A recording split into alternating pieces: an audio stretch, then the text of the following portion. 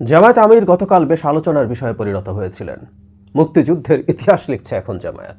আমাদের এটা দেখার জন্য বেঁচে থাকতে হলো। অবশ্য আমার মনে হলো তিনি খুব বেশি খারাপ কিছু করেছেন তাও না। তিনি জনাব অলি আহমেদকে স্বাধীনতার ঘোষক হিসাবে ঘোষণা করছেন। চট্টগ্রামে একটা জনসভায় তিনি বলেছেন যে চট্টগ্রামের মাটি থেকে বাংলাদেশের স্বাধীনতা ঘোষণা হয়েছিল এবং উই রিভল্ট বলে স্বাধীনতার ঘোষণা যিনি করেছেন তিনি অলি আহমেদ। ওই যে বলছিলাম খুব বাড়াবাড়ি করেছেন, আবার এটা কেউ নাও বলতে পারেন। উনি তো বলতেই পারতেন ওই রিভল্ট বলে স্বাধীনতার ঘোষণা করেছেন মুহতারাম গোলাম আজম, বলেননি। তাকে ধন্যবাদ দেওয়াই যায়। আমার শেখ হাসিনার কথা মনে হচ্ছিল বারবার। শেখ হাসিনা তার তথাকথিত ইতিহাস লেখার সময় জিয়াউর রহমানকে রীতিমতো পাকিস্তানের গুপ্তচর, স্বাধীনতা বিরোধী এসব বানানোর চেষ্টা করেছিলেন। অথচ একজন ভেটারান মুক্তিযোদ্ধা, স্বাধীনতার ঘোষক, সেক্টর কমান্ডার, জেড ফোর্সের প্রধান, সেই মানুষটা যিনি বীরুত্তম খেতাব পেয়েছেন হাসিনার বাবার হাত থেকেই, তাকে তিনি নাকি গুপ্তচর বৃত্তির জন্য ওর মধ্যে ছিলেন। মানে তার ওইটুকু ক্রেডিট যেটা মুক্তিযুদ্ধে যে অবদান আছে, সেই অবদানটা সেটাও নস্যাৎ করতে চেয়েছিল জামায়াত। ক্ষমতায় যাওয়ার আগে অলি আহমেদের কথা বলছে, ক্ষমতায় গেলে কি করবে, আওয়ামী লীগের মতো ইতিহাস রচনা করবে, এটা ধারণা করা যায়। আরও ফানি ব্যাপার হচ্ছে মুক্তিযুদ্ধের ইতিহাস বলায় বা লেখায় আওয়ামী লীগের খানিকটা এজেন্সি আছে, জামাতের কি সেটা আছে? আঠাল্লি মুক্তিযুদ্ধ বিরোধিতাকারী, যুদ্ধাপরাধ, মানবতা বিরোধী অপরাধের সাথে জড়িত তো বটেই, রাজনৈতিকভাবেও এই বিভৎস গণহত্যা এবং মানবাধিকার লঙ্ঘনের সাথে তারা রাজনৈতিকভাবে সমর্থন বজায় রেখেছিল শেষ পর্যন্ত। তাদের আস্ফালন বাংলাদেশে আবার দেখতে হচ্ছে। কিন্তু আমি তার চাইতেও জরুরিভাবে যে প্রশ্নটা করতে চাই, এরকম আবোল তাবোল, মানে শব্দটা একটু কথ্য হয়ে গেল, তারপরে বলেই ফেলি, এরকম আবোল তাবোল কথা কেন বলছেন জামায়াতের আমির, সেই জিনিসটা একটু আলোচনা করতে চাই। ছোট কারণটা একটু এরকম যে সম্ভবত একে অপরের পিঠ চুলকে দিচ্ছেন। বিএনপির সাথে আসন সমঝোতা না হওয়াতে জনাব অলি আহমেদ চলে গিয়েছিলেন জামায়াতে ইসলামীতে এবং একটু চক্ষু লজ্জা হয়তো হয়েছে, সে কারণে তিনি বলেছেন জামায়াত এখন পরিশুদ্ধ। এবং তিনি ইনফ্যাক্ট বলার চেষ্টা করেছেন যে ৭১-এর শক্তি আর ২৪-এর শক্তি, ভাবটা এরকম যে জামাতই ২৪-এর প্রধান শক্তি, না, ক্ষুদ্র একটা অংশ জামাত তারা ছিলেন, দ্যাটস ফ্যাক্ট। সে কারণে নাকি জামাত পরিশুদ্ধ হয়ে গেছে। তো এখন জামাতে ইসলামীরও দায়িত্ব পড়েছে, জামাতের আমিরেরও পাল্টা পিঠ চুলকে দেওয়ার জন্য জনাব অলি আহমেদকে রীতিমতো মুক্তিযুদ্ধের ঘোষক বানিয়ে দিয়েছেন। আসল কারণটা বরং আমি অন্যভাবে দেখতে চাই। সেটা হচ্ছে আমি বেশ কিছুদিন থেকেই দেখছি তিনি বেশ অস্থির, তিনি বেশ অ্যাগ্রেসিভ। ক্যাম্পেইন শুরুর পর থেকে তিনি যে ধরনের আচরণ করছিলেন, যেভাবে কথা বলছিলেন, তিনি একের পর এক সিচুয়েশনে খুবই উত্তেজিত বিহেভ করছেন। ধরুন একজন নারী এসে তাকে জড়িয়ে ধরে কাঁদছিলেন, বিভিন্ন অ্যাঙ্গেল থেকে কেউ দেখানোর চেষ্টা করছেন এটা স্টেজ ছিল, আমি সেদিকে যাচ্ছি না, কিন্তু এটা নিয়ে অনেকে সমালোচনা করেছেন।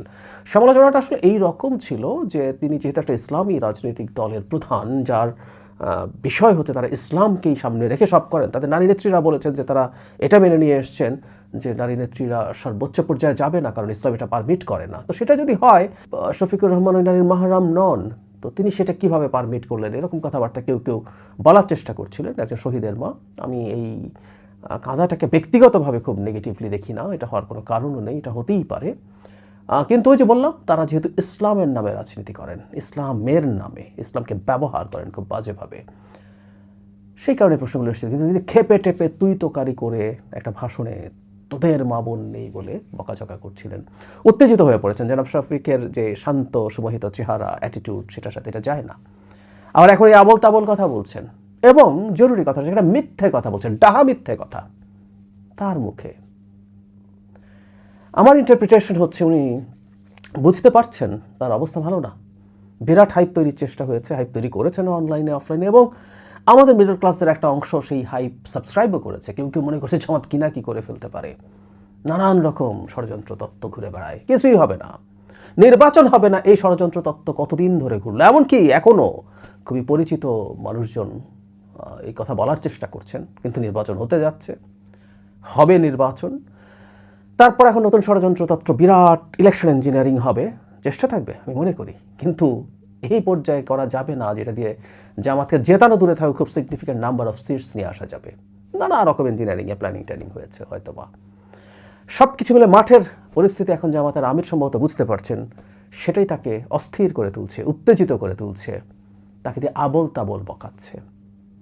সবচেয়ে জরুরি কথা, যে দলটা সৎলোকের শাসন চাই বলে রাজনীতি করে, প্রধান স্লোগানের মধ্যে একটা এটা, যে একটা আল্লাহর আইন চায়, যে দলটা, তার প্রধান মিথ্যাচার করছেন। হতে পারে বিএনপির সাথে তার এখন ভিন্নতা আছে, তারা ভিন্ন রাজনীতি করেন, তারা পরস্পরের প্রতিদ্বন্দ্বী এমনকি প্রতিপক্ষেও পরিণত হয়েছেন, তাই বলে মুক্তিযুদ্ধের ইতিহাস নিয়ে এইরকম মিথ্যাচার করা, সৎ লোকের শাসন চাওয়া দলটার প্রধানের মুখে কি বিভৎস শোনায়, তাই না?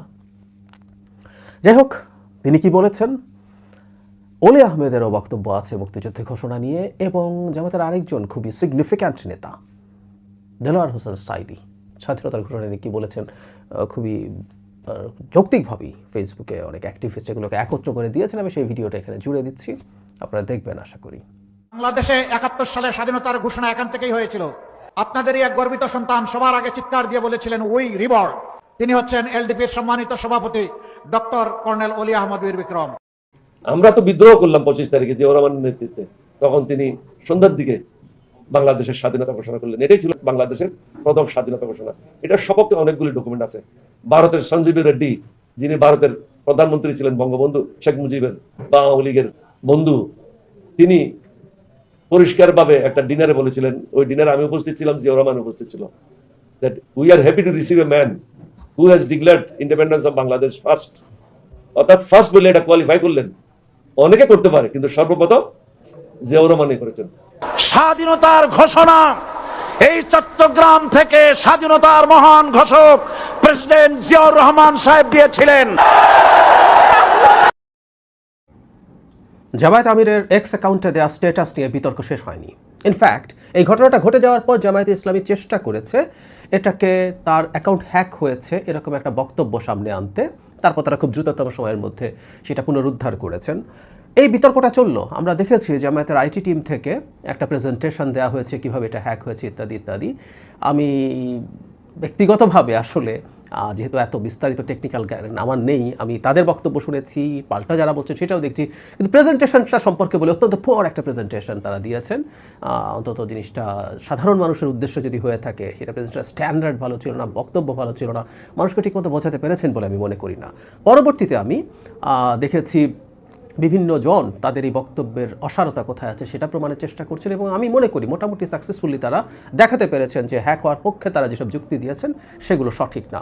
একই সাথে জামাতের আমিরের বক্তব্য আসলে খুবই সন্দেহ তৈরি করে, আমি সেই প্রসঙ্গেও আসবো। মজার ব্যাপার, তাদের এই প্রেজেন্টেশন নিয়ে জামাতপন্থী অ্যাক্টিভিস্টরাও সন্তুষ্ট ছিলেন না। এদের খুবই সিগনিফিক্যান্ট কয়েকজনকে এটা নিয়ে ক্ষোভ উষ্মা প্রকাশ করতে আমরা দেখেছি, যে সেটা আসলে খুব কনভিন্সিং ছিল না, প্রেজেন্টেশনটা স্ট্যান্ডার্ড ভালো ছিল না, সব কিছুই তারা বলছেন।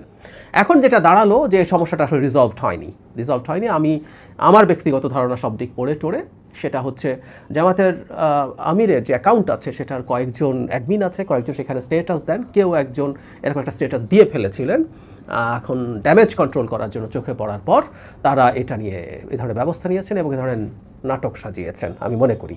কারণ খুব ফানি ব্যাপার হচ্ছে, যারা প্রেজেন্টেশন দিয়েছেন তারা বলছেন এটা এক্স অ্যাকাউন্ট হ্যাক হয়েছে, সেশন হ্যাক হয়েছে, পরবর্তীতে আবার দলের মুখপাত্র এসে জানাচ্ছেন না, ডিভাইস হ্যাক হয়েছিল, ডিভাইস থেকে এটাকে কন্ট্রোল করা হয়েছে। মানে উদ্ভট সব কথাবার্তা। যখন এই ধরনের কথাবার্তা আসে তখন সেই জিনিসটা খুবই সিগনিফিক্যান্ট। একবার আমরা দেখতে পাচ্ছি অ্যাকাউন্ট যারা রিকভার করেছেন বলে বলছেন, তারা বলছেন ৮ ঘন্টার মধ্যে এটা হয়েছে। জামাত আমির আবার বক্তৃতায় ৭ ঘন্টার কথা বলছেন, নানা কিসিমের বক্তব্য আছে। এমনকি বিএনপির পক্ষ থেকে যে ব্রিফিং করা হচ্ছে, মাহাদি আমিন মুখপাত্র যে ব্রিফিং করেছেন, সেখানে যেসব অভিযোগ করেছেন তিনি, সেগুলোর কোনো সুনির্দিষ্ট জবাব জামায়াতের পক্ষ থেকে দেওয়া হয়নি। উচিত ছিল এই অভিযোগগুলোর সুনির্দিষ্ট জবাব দেওয়া, যেমন কেন নোটিফিকেশন করা হয়েছে যেটা হ্যাক হয়েছে ৯ ঘন্টা পর, কেন তার চেয়ে বেশি সময় পরে গিয়ে জিডি করতে গেছেন গভীর রাতে বা ভোর রাতে গিয়ে, এই প্রশ্নগুলোর যৌক্তিক জবাব আসলে প্রয়োজন আছে। কিন্তু সবচেয়ে অবিশ্বাস্য যেটা, জামায়াতের আমির অলমোস্ট চোখ বন্ধ করে এটার জন্য বিএনপিকে দায়ী করে দিয়েছেন। এখন কেউ বলবেন বিএনপিকে কি দায়ী করেছে, উনি তো দলের নাম নেননি। ইনফ্যাক্ট এই প্রচারণার এটা একটা বৈশিষ্ট্য, আমি এটাকে প্রশংসা করছি। দুই নেতাই, জনাব শফিকুর রহমান এবং তারেক রহমান তো বটেই, তারা কেউ কোনো দলের আসলেভাবে নাম না নিয়েই সমালোচনা করছেন, কিন্তু জনাব শফিক বিএনপিকে দায় দিয়ে দিচ্ছেন। আমার মুহূর্তেই মনে হলো বেশ খানিকটা ওসমান হাদি হত্যাকাণ্ডের চেষ্টার সময়কার কথা। গুলি করা হলো, মুহূর্তে জনাব মির্জা আব্বাসকে দায়ী করে নানান বক্তব্য এনসিপি এবং জামাতের পক্ষ থেকে, শিবিরের পক্ষ থেকে নিয়ে মাঠে নামা হয়ে গিয়েছিল। জাস্ট মনে হচ্ছিল তারা অপেক্ষা করছিল এরকম একটা কিছুর। ঠিক একইভাবে যখন বিএনপিকে দায়ী করা হয়, যেটার হ্যাকিংয়ের একটা যদি হয়, মানে আমরা থিওরিটিক্যালি যদি ধরে নেই যে এটা হ্যাকিং হয়েছে, সেটার জন্য বিএনপি করিয়েছে, বিএনপি জড়িত, সেটা খুব উদ্ভট এবং হাস্যকর অভিযোগ প্রমাণিত হওয়ার আগ পর্যন্ত। মনে রাখতে হবে, কেউ কেউ বলছেন যে বিএনপি সেটাকে ইউজ করছে, বিএনপি ইউজ করবে তো। জামাতের আমির যখন এইরকম একটা স্টেটাস দেন, যেটি আমরা আগেও বলেছি, স্টেটাসের কন্টেন্ট নিয়ে আসলে ওনার কোনো ভিন্নতা নেই। উনি আল জাজিরাকে যা বলেছেন হুবহু একই কথা, শুধুমাত্র ওখানে প্রস্টিটিউট শব্দটা তিনি যোগ করেছেন নারীদের সম্পর্কে যারা বাইরে যায়, এর বাইরে ইট ওয়াজ অলমোস্ট দ্য সেম, একেবারে একই জিনিসই, খুব আলাদা কিছু না। সুতরাং এতে কিছু আসে যায় না। এবং এই শব্দটা যখন আছে, বিএনপি তার পলিটিক্যাল প্রয়োজনে এটা ব্যবহার করবে, খুব স্বাভাবিকভাবেই ব্যবহার করবে। এখন না জেনে তিনি এটা বিএনপি ঘটিয়েছে এই অভিযোগ করাটা তাদের মতো রাজনৈতিক দল, আমি প্রায় বলি জামায়াতে ইসলামীকে সতর্ক হওয়া দরকার। জামায়াতে ইসলামী আর সব দলের মতো না, মধ্যপন্থী দলের মতো না, যাদেরকে জামায়াতে ইসলামী ট্রেডিশনালি অভিযোগ করেছেন। আমি যে কলেজে পড়েছি সেখানে ছাত্র শিবির ছিল, আমি প্রায় বলি শিবিরকে খুব কাছ থেকে আমার দেখা আছে, তাদের চরিত্র সম্পর্কে জানা আছে। তারা প্রায় বলতেন ওগুলো মানবরচিত মতবাদের ভিত্তিতে তৈরি রাজনৈতিক দল, আর তারা আল্লাহর আইন এবং সৎলোকের শাসন। তো সৎলোকের শাসন যিনি ক্যাম্পেইন করেন, তার আমির কারো ব্যাপারে নিশ্চিত না হয়ে, প্রমাণ না পেয়ে অভিযোগ করা, এটা ইসলামের দৃষ্টিতে ভয়ঙ্কর অন্যায়। কিন্তু তিনি এটা করছেন নির্বাচনের মাঠে কিছু মাইলেজ পাওয়ার জন্য শুধুমাত্র। এটা খুবই হাস্যকর, খুবই উদ্ভট, এটা তার দিক থেকে অনুচিত। বরং এই অভিযোগ করার সময় এই রকম মনে হতেও পারে যে এই নাটকটা তৈরি করা হয়েছে অ্যাটাক করার জন্য। কুড বি, আমরা জানি না, নিশ্চিত নই। যাই হোক, এই স্ট্যাটাসের ব্যাপারটা নিয়ে মাঠে প্রচুর আলাপ আলোচনা চলছে। কেউ কেউ বলছেন ইভেন এটা জামায়াতের দিক থেকে প্ল্যান্ডও হতে পারে টু সাম এক্সটেন্ট। এখন সরি বলে নিলাম, কারণ এটা নিয়ে তো ইন্টারন্যাশনাল কমিউনিটি এবং দেশের যে সেকুলাররা আছেন তারা ক্ষুব্ধ হবেন, যারা নারী অধিকারে বিশ্বাস করেন তারা ক্ষুব্ধ হবে। আমার দেশে নারী বিদ্বেষী একটা শ্রেণী আছে, তারা খুশি হয়েও যেতে পারেন, কেউ কেউ বলছেন। কিন্তু আমি ব্যক্তিগতভাবে মনে করি বাইরে যাওয়া নারী, যার মধ্যে আমাদের শুধুমাত্র মধ্যবিত্ত, উচ্চ মধ্যবিত্ত নয়, নিম্ন মধ্যবিত্ত থেকে শুরু করে দরিদ্র নারীরা এখন বাইরে যান, কাজ করেন, কায়িক পরিশ্রমের কাজ করেন, গার্মেন্টে কাজ করেন, তাদেরকেও এই শব্দ বলা হয়েছে। এটা যদি হয়ে থাকে তারা এটা জেনেছেন, এটা একটা বিভৎস ব্যাপার। যা সেই শব্দটা যদি নাও বলা হয়ে থাকে, কামলা টামলা বলে উনি তাচ্ছিল্য করেছেন, সেটার ভিডিও আমি গতদিনই আমার একটা ভিডিওর সাথে জুড়ে দিয়েছি। এই হচ্ছে তাদের মানসিকতা, তাদের অবস্থা। আমাদের জনগণ নিশ্চিতভাবেই সতর্ক থাকবে এই ব্যাপারগুলোতে। আমরা অনেকেই এদেশের জনগণদের, বিশেষ করে নারীদেরকেও আন্ডারমাইন করার চেষ্টা করি, তাচ্ছিল্য করার চেষ্টা করি, ছোট করার চেষ্টা করি। মোটেও নয়, দেশের জনগণ সঠিক সিদ্ধান্ত নেবে বলে